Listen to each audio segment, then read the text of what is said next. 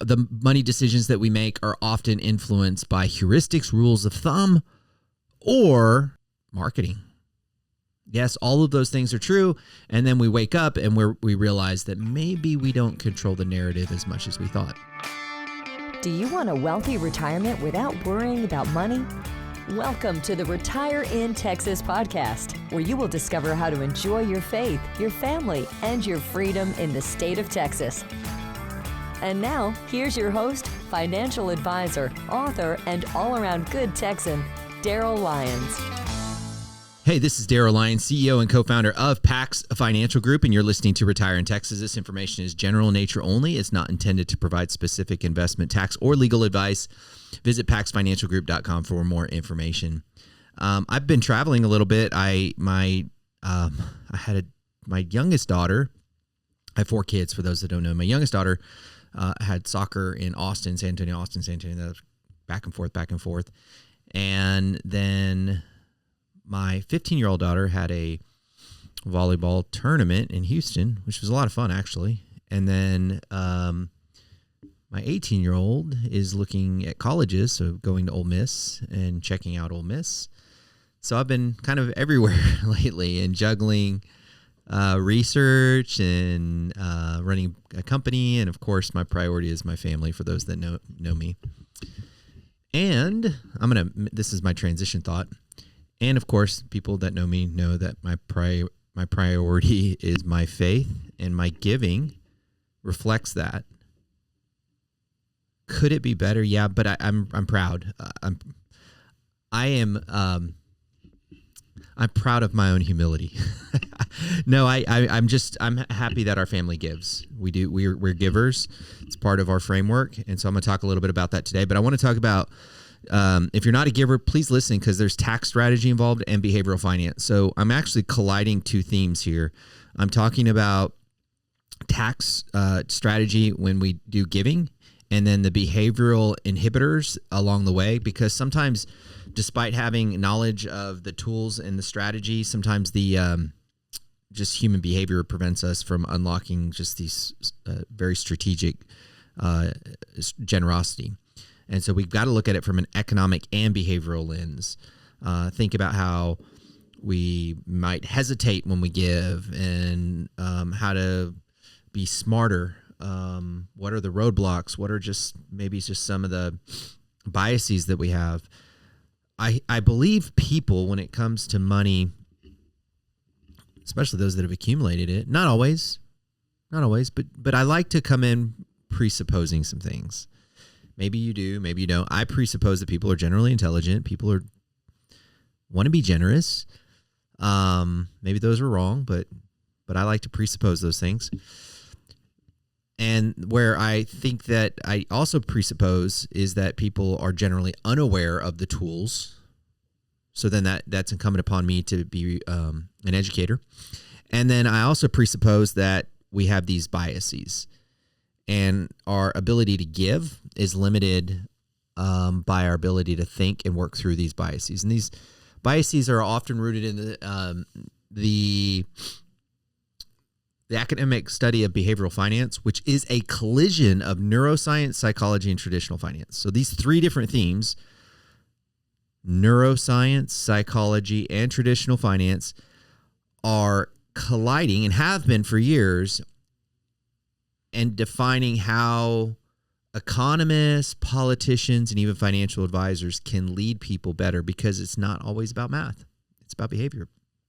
I really have been studying this. For those that know me, studying this, nerding out over it for years. But this podcast, when I first started, I interviewed probably 50 retirees every week for a year. So 52, 54, whatever that number is.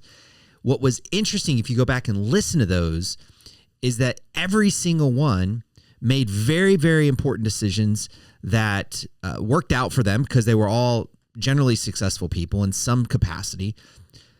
But those decisions often were rooted not in a Ben Franklin academic, tea paper exercise thing, nor was it worked in like research, but rather their decisions were rooted. And if you listen to these podcasts, you'll see they were rooted in how they were raised as children.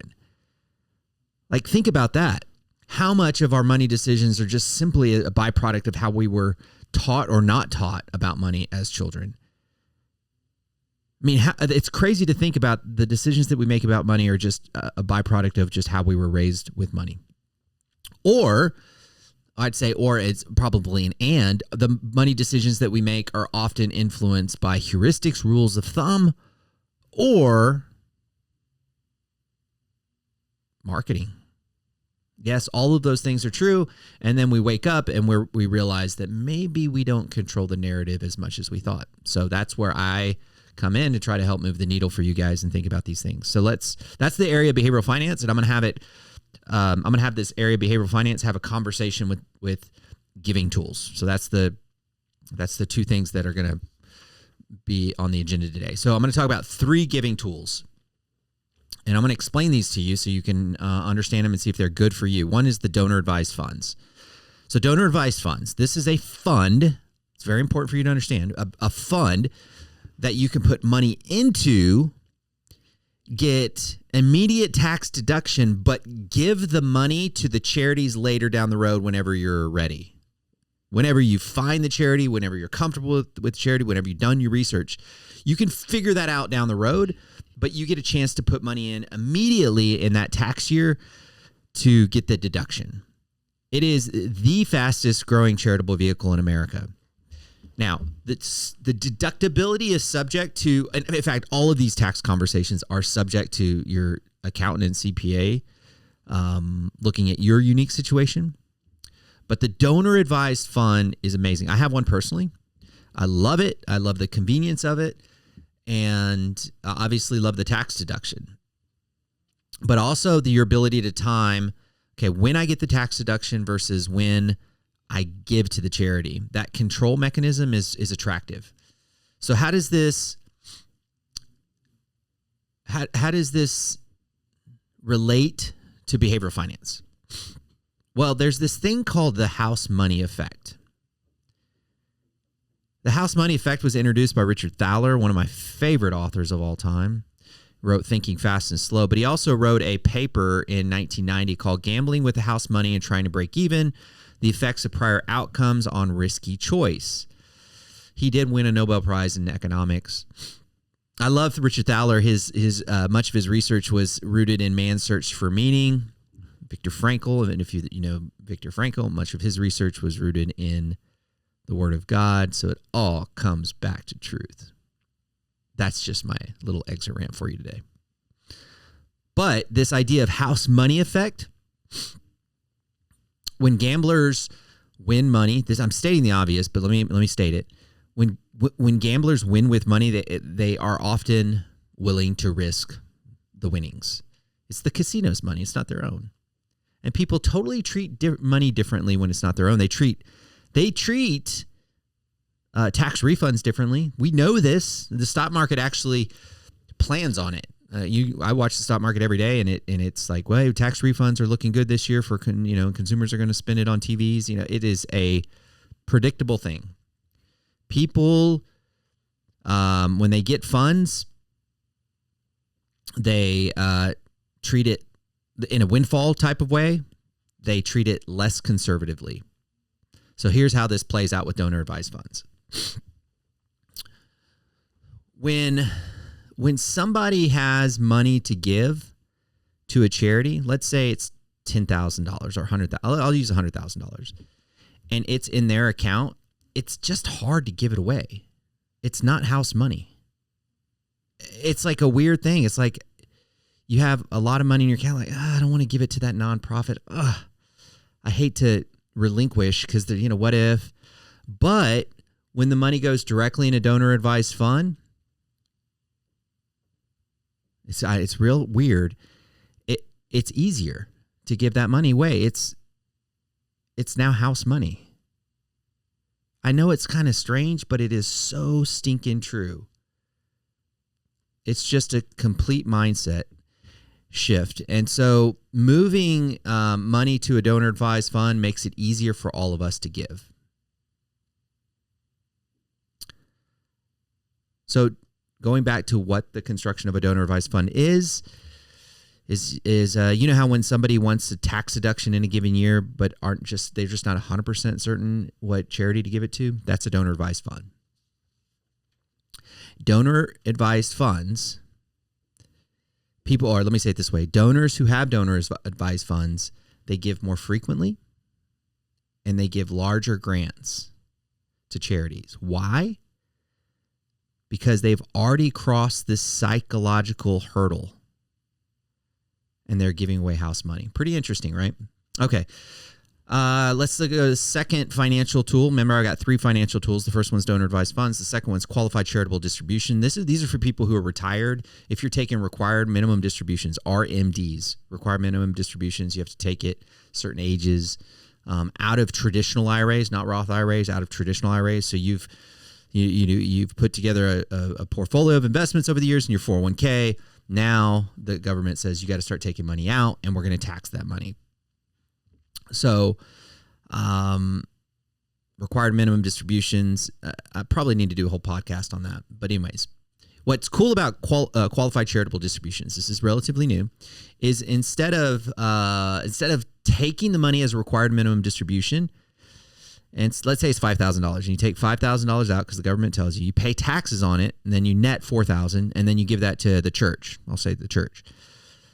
There's a more efficient way to do that. It's called qualified charitable distribution, and you just, instead of paying taxes on that money, you just send the $5,000 directly to the church. You follow me? Okay. Very cool thing. But there's this other thing at play called mental accounting, and I want to share this. This is another behavioral finance thing, mental accounting. And it happens this way.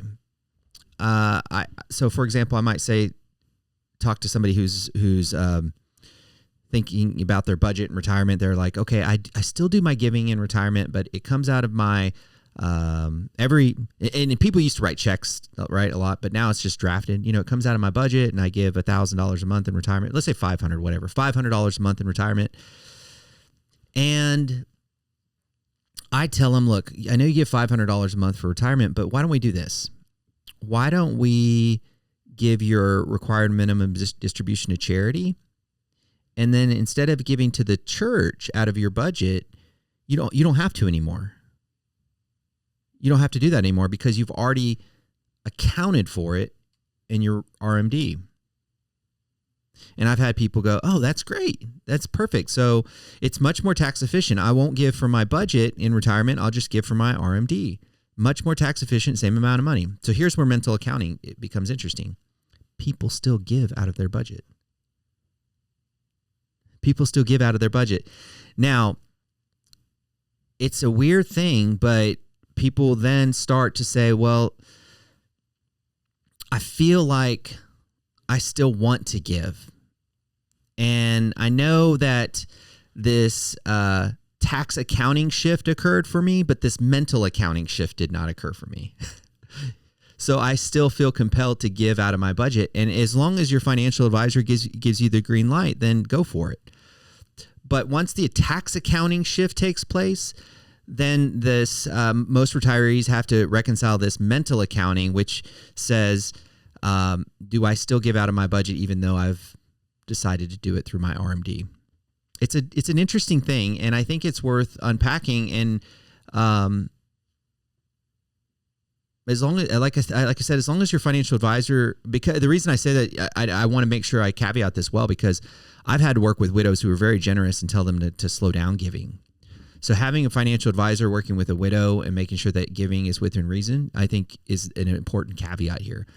But suppose that you give your RMD directly to the charity through the qualified charitable distribution, and then you're so inclined to continue to give through your budgeting and it doesn't impact your personal lifestyle long-term, then go for it.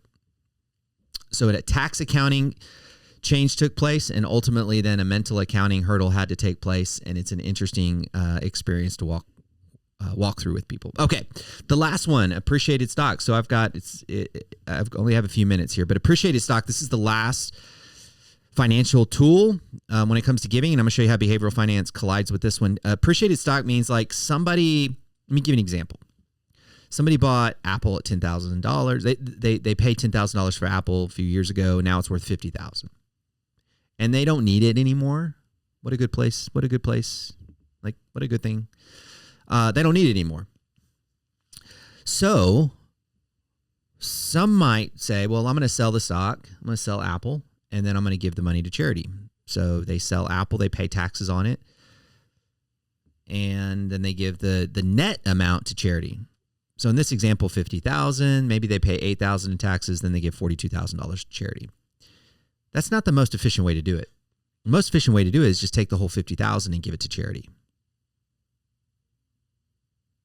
A gift and appreciated stock, and then the charity sells it because they're a nonprofit.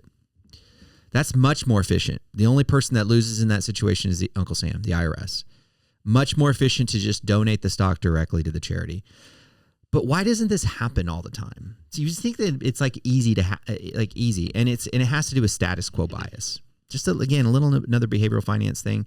Status quo bias means I just don't want to think about it because I'm comfortable. I'm good. I don't want to mess with it. It's inertia. I've got some habits. It just seems complex. But frankly, my approach is I think it's just maybe a lack of awareness that this is a very effective way to be able to bless nonprofits and give money to charities in an efficient way. So if you have any appreciated stock, and San Antonio, that's where I'm at. San Antonio doesn't have a lot of publicly traded companies. Valero and AT&T used to have their headquarters here, and we used to see a lot of people who own stock at a low price and ultimately appreciated it to a point where those decisions had to be made. But I will tell you, this is a decision that has to happen a lot in Austin, and Dallas for that matter. Oracle and these big companies, even Dell, the big tech companies who have seen their stock appreciate over the years. I think it's incumbent upon you to attack the status quo bias of continuing to let that ride versus the value of giving it to charity. And so